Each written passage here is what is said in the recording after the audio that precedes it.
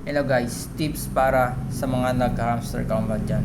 Gamitin nyo tong application na to, yung auto tap.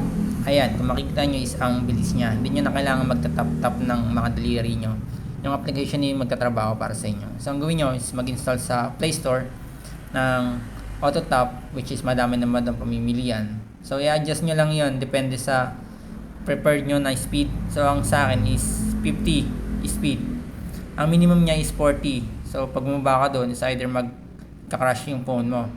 So kapag mabagal naman, na-try ko na siya guys na i-open magdamag. Then naka-open din siya na auto tap nang naka 1,000 lang yung speed. So okay naman siya. Pagdating ng umaga, malapit na malapot yung phone ko.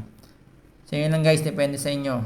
Yan ang magiging sekreto nyo para dire-diretso yung pag-tap ng hamster combat nyo sa mga coins.